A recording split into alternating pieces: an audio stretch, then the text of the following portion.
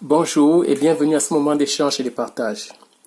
Avant de commencer à écouter cette vidéo, je demande à tous ceux qui ne sont pas encore abonnés à ma chaîne de prendre quelques secondes pour cliquer sur s'abonner en rouge en bas de la vidéo sur ma chaîne Justy Golden sur YouTube. Et puis appuyez aussi sur le pouce bleu pour m'encourager et faites vos commentaires. Je reviens de temps en temps dessus pour voir un peu l'effet de mon partage d'éveil avec ceux qui m'écoutent. Je remercie tous les nouveaux abonnés. Donc aujourd'hui, avant de vous parler de la suite du quatrième pouvoir, c'est-à-dire le pouvoir de l'information, vous voyez sur cette image une balance. C'est un des principes, ça fait partie d'un des principes de ma vie. J'aurai peut-être l'occasion de vous en parler à un moment. La vie, pour moi, c'est une question de balance, voilà, d'équilibre. On essaie de s'équilibrer tout le temps pour, ne pas faire peser très lourd d'un côté ou d'un autre. Donc aujourd'hui, il y a un post que j'ai reçu, très important, qui nous parle des stratégies et de comment la France regarde l'Afrique aujourd'hui. Si vaut plutôt ceci, et pour beaucoup, en tout cas je reviendrai dessus. Ça veut dire que le 21e siècle sera non pas chinois, mais africain. Bonjour Nicolas Barré. Bonjour Thomas. L'idée c'est quoi? C'est opération reconquête pour une France en perte d'influence en Afrique? Vous savez, l'enjeu est le suivant. On dit souvent que le 21e siècle sera chinois. En fait, il sera africain. La Chine va bientôt voir sa population culminer, puis vieillir et baisser. L'Afrique, c'est le contraire. À place de tous ces chiffres, il faut mettre une France qui perd de l'influence en Afrique, Nicolas. Alors, c'est ça, mais c'est en partie de notre faute. Les banques françaises, par exemple, ont beaucoup réduit la voilure, mais ça n'est pas perdu et loin de là. La France reste le pays d'accueil des étudiants africains, et quand on voit le potentiel de croissance du continent, eh bien, il faut surtout maintenir ce flux. Vouloir l'arrêter, c'est vraiment ne rien comprendre au sens de l'histoire. Donc oui, déroulons le tapis rouge. L'Afrique est un formidable réservoir de croissance pour nous. Ne nous trompons pas, le 21e siècle sera africain. L'Afrique, formidable réservoir de croissance, nous dit Nicolas Barré, directeur de la rédaction des Échos. Dans ce match-là, la France n'est pas en avance, mais rien n'est perdu. L'édito Écho revient demain à 8h10 sur Europe 1. Bonne journée, Nicolas. Dans ce match-là, la France n'est pas en avance, mais rien n'est perdu. Est-ce que vous discernez ce qui se joue dans les soubassements de la diplomatie internationale? C'est une compétition qui est engagée, et l'enjeu de cette compétition, c'est l'Afrique. Du fait du Covid-19, vous avez peut-être entendu que l'Europe allait débloquer une aide de 20 milliards d'euros pour l'Afrique, et la France a appelé à l'annulation de la dette africaine. On ne peut comprendre ces gestes en apparence généreux que si on les place dans le contexte de rivalité géopolitique qui oppose actuellement les grandes puissances et les puissances émergentes sur le terrain africain. Quand la France demande la suppression de la dette africaine, ce n'est pas par générosité envers les Africains. C'est parce que la dette africaine est détenue à 40% par la Chine. Et dans cette compétition, la Chine est l'obstacle principal. Quand l'Italie attaque ouvertement la France sur sa politique africaine, comme nous l'avons vu tout à l'heure, ce n'est pas uniquement parce qu'elle est principalement concernée par la crise migratoire ou par souci de justice. C'est aussi parce qu'elle est elle-même engagée dans cette joute diplomatique pour acquérir des parts de marché en Afrique. Et ces nations n'hésitent plus à sortir du conformisme diplomatique habituel pour s'envoyer ouvertement des invectives sur la question africaine. L'Italie accuse la France d'appauvrir l'Afrique. La France tacle la Chine sur la question de la dette. Les États-Unis dénoncent les pratiques prédatrices de la Chine et de la Russie. Il faut donc comprendre que nous sommes à un tournant crucial de l'histoire. C'est l'avenir des nations qui se joue, et il se joue en Afrique.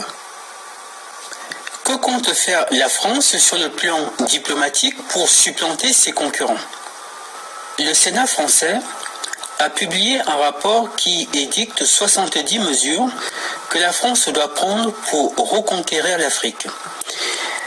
C'est un rapport de 500 pages, je l'ai lu en diagonale.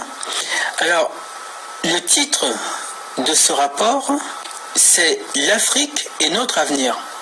Alors d'abord, je trouve un peu cocasse que le Sénat de la République française publie un rapport titré « L'Afrique est notre avenir ».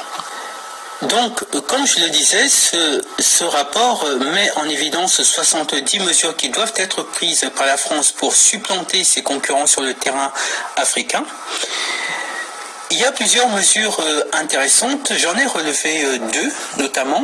Par exemple, en page 392, on a l'intertitre « Tenir un autre discours sur l'Afrique ». Les sénateurs expliquent que le discours qui est tenu sur l'Afrique est souvent un discours misérabiliste qui ne correspond pas à la réalité d'aujourd'hui. Et qu'il faudrait maintenant changer ce discours et rappeler que ce n'est pas seulement l'Afrique qui a besoin de la France, c'est aussi la France qui a besoin de l'Afrique. Et que ça doit être maintenant dit.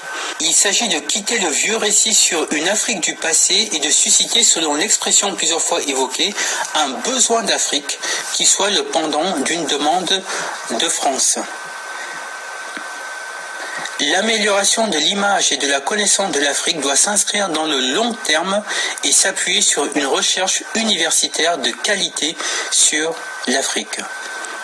Pour faire face à ces défis, la diplomatie française, en premier lieu, doit pouvoir produire un nouveau discours sur la relation de la France à l'Afrique. Les enquêtes sur l'image de la France en Afrique sur la décennie montrent une dégradation sensible. Donc ils expliquent là que l'image de la France en Afrique est de plus en plus mauvaise et c'est en partie à cause de la manière dont l'Afrique est souvent présentée dans la société française. Une mesure très significative apparaît en page 399 sous l'intertitre « S'émanciper du passé ». Les sénateurs expliquent qu'il y a en Afrique, y compris chez les jeunes, de la rancœur vis-à-vis de la France à cause de son passé esclavagiste et colonial et que ça, c'est un handicap majeur pour la France. Effectivement, ils sont lucides. Mais l'Europe a un handicap extrêmement lourd, c'est celui du passé colonialiste, que ce soit pour l'Allemagne, pour l'Angleterre ou pour la France. Donc, qu'est-ce qu'ils disent ? Ils disent ici, la relation franco-africaine reste lestée du poids d'un passé mal assumé. Le rejet dont la France est parfois l'objet, notamment dans les couches les plus jeunes de la population africaine, tire argument de sa responsabilité dans les pages les plus sombres de l'histoire de l'Afrique. L'esclavage qu'il a saigné de ses forces vives alors qu'elle constituait encore un continent sous-peuplé, la colonisation qui marqua son entrée traumatisante dans la modernité tout en l'enserrant dans ses frontières, dans des frontières qu'elle n'avait pas choisies. La décolonisation dont on néglige qu'elle fut en Afrique subsaharienne, émaillée de massacres aujourd'hui oubliés. Donc le Sénat reconnaît ici que la France a commis des crimes dans ses colonies. Il cite 3 exemples ici, avec 3 petits points, montrant que des massacres, il y en a quand même eu pas mal.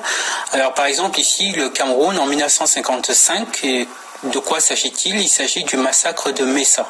C'est-à-dire qu'un colon français avait tué un jeune adolescent camerounais. C'était un crime gratuit, sans doute raciste. Et 3 jours plus tard, des centaines ou des milliers de citoyens camerounais, on ne sait pas trop, se sont rassemblés devant l'hôpital pour exiger qu'on leur rende le corps de cet adolescent. Mais les colons français ne voulaient pas rendre le corps. Donc, comme la foule refusait de se disperser, ils ont fait appel à l'armée française et l'armée française a tiré dans le tas. Et ça a été un véritable carnage. Il y a eu énormément de morts. Donc là, le Sénat dit, cette histoire est peu et mal connue dans la société française.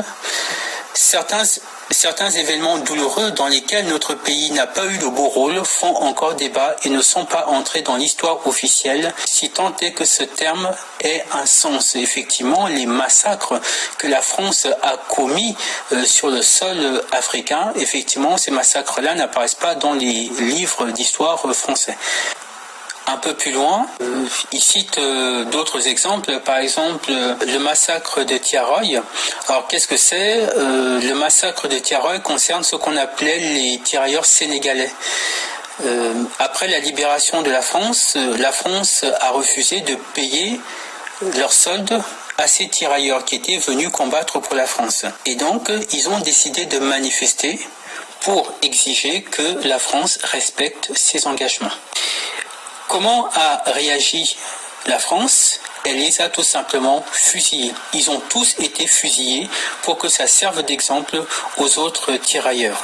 Voilà la gratitude des gens qui étaient venus d'Afrique pour libérer la France les tue parce qu'ils demandaient juste qu'on leur paye ce qu'on leur avait promis. Voilà le véritable visage de ce pays qu'on appelle la France, et évidemment ces récits ne se trouvent pas dans les livres d'histoire. Et donc, les sénateurs disent qu'il faut solder ce passé. Et pour cela, ils proposent que l'histoire soit réécrite, que l'histoire de l'Afrique soit réécrite, écrite conjointement par des historiens français et des historiens africains, afin que toutes les vérités soient dites et que la France et l'Afrique puissent repartir sur de nouvelles bases. Voilà, ils disent ici par exemple, c'est pourquoi il convient de régler ces contentieux qui empoisonnent la relation et solder le passé par une mise en récit commune de cette histoire partagée. Voilà, donc ils proposent un livre d'histoire franco-africain. François Mitterrand d'ailleurs lui-même avait évoqué une telle chose en 1957. C'est pourquoi je crois que la France, notre pays, malgré d'admirables réalisations, n'a pas su à temps, dans ses institutions et dans sa politique, prévoir et s'adapter. C'est pourquoi je pense que après Genève, Dien Bien Phu, après Carthage, je crois que pour l'Algérie et l'Afrique noire, un sérieux examen de conscience se pose aux Français. Oui, Alors, je précise, est-il besoin de le dire, qu'il n'y a aucune sincérité dans cette proposition. Je rappelle que ce document sénatorial, c'est 70 mesures pour reconquérir l'Afrique. Donc, on est purement ici dans de la stratégie. Évidemment, ils disent qu'il faut ouvrir les archives sur tous ces massacres qui ont été commis afin d'apaiser les mémoires. Mais je rappelle quand même une chose. Les crimes que les Occidentaux ont commis à l'égard des Africains, ça concerne des centaines de millions de morts entre l'esclavage et la colonisation. Pour cela, il ne peut pas y avoir de pardon. C'est impossible. Ces Africains qui ont été tués, c'était des innocents. Quand on parle d'eux, c'est une mention dans l'histoire. En telle année, il y a eu un massacre à tel endroit, mais ces gens, c'était des hommes, des femmes, des enfants, qui avaient un nom, qui avaient un vécu, qui avaient des rêves, qui avaient une âme. Et... Mon Dieu, mon Dieu, mon Dieu. Je pense que tout est dit dans cette petite chronique. Je dois vous rappeler que cette chronique vient des différents médias français, l'Écho, Le Monde, le journal du Sénat, comme vous avez entendu, qui a écrit un livre de 500 pages pour reconquérir l'Afrique. Nous sommes entièrement d'accord avec cela. Pourquoi pas? L'Afrique fait partie du monde, c'est la terre nourricière. Nous sommes tous des Africains, mais ce qui ne doit pas se faire, c'est qu'on ne doit pas exploiter l'Afrique au détriment des Africains. On ne doit pas exploiter l'Afrique en méprisant les Africains. On ne doit pas exploiter l'Afrique en tuant les Africains, comme on est en train de le faire actuellement. Vous avez bien suivi en ce qui concerne le Cameroun. On est aujourd'hui en 2020 et on se retrouve directement en 1955 où la France massacre la population camerounaise. Et vous pouvez regarder, réécouter et réécouter encore cette vidéo, la partager avec de nombreux Camerounais pour qu'ils puissent bien comprendre le sens de notre combat. Nous ne sommes pas là pour massacrer qui que ce soit. Nous ne sommes pas là pour essayer d'empêcher à quoi que ce soit de pouvoir se réaliser. Nous sommes là tout simplement pour demander à notre peuple de savoir qu'ils ont des droits, qu'ils ont une dignité, qu'ils ont une respectabilité, qu'ils ont une espérance à la vie qui doit être quand même respectée. Voilà. Vous avez vu le président François Mitterrand, en 1957 déjà, qui disait des choses très très pieuses en direction de l'Afrique, et le monsieur a dit que ce n'était pas sincère, Puisque ce même François Mitterrand est finalement devenu président, et nous savons très bien que c'est lui qui a installé Paul Biya au Cameroun en 1982 et qui lui a certainement donné, n'est-ce pas, toutes les ficelles pour qu'il puisse bâillonner le peuple camerounais comme il a fait dans les presque dernières 40 ans. Donc les Camerounais, les Africains aujourd'hui ont le droit d'ouvrir les yeux, de prendre en main ce quatrième pouvoir. Je vous ai dit, c'est le pouvoir du peuple, c'est le pouvoir de l'ouverture au monde. Nous n'allons plus nous laisser bâillonner, nous n'allons plus nous laisser embastiller, nous n'allons plus nous laisser manipuler par qui que ce soit, parce que nous avons la possibilité, sans mépriser les autres journaux traditionnels qui sont là, la CRTV, RFI, Le Monde et tout. Nous respectons le travail qu'ils font, nous respectons leur professionnalisme, mais nous disons tout simplement qu'ils n'informent pas suffisamment le peuple, ils ne leur informent pas dans la bonne direction, ils ne leur font pas comprendre quelles sont véritablement leurs lois, leurs droits. Et puis vous voyez bien que le peuple camerounais, en l'occurrence à l'heure actuelle, il y a une bonne partie qui se lève et qui se mettent à combattre les autres Camerounais qui veulent tout simplement que nous puissions être respectés. Vous voyez que quand on n'est pas au courant de nos droits, c'est pour ça que partout où on va dans le monde, on est méprisé. Aujourd'hui même méprisé par les Chinois. Regardez les Chinois qui tapent les Africains chez eux en Chine. On va où là? Mais non, ce n'est pas possible. Donc, peuple camerounais, peuple d'Afrique, partagez s'il vous plaît cette vidéo. Écoutez-la et réécoutez-la encore. Ne mourons pas idiots. Voilà. Le savoir est à la portée de tout le monde. Donc, je reviendrai avec d'autres posts. Je vous parlerai peut-être de l'équilibre, de la balance qui passe sur cette vidéo. Et comme je vous ai dit, pour ceux qui ne sont pas encore abonnés, n'oubliez pas, avant de quitter, d'appuyer sur le bouton rouge de s'abonner en bas de cette vidéo. Et puis d'appuyer aussi sur le petit pouce bleu pour m'encourager. Je vous remercie. Je serai à votre disposition pour les prochaines fois. Et ne manquez pas une prochaine vidéo. À bientôt.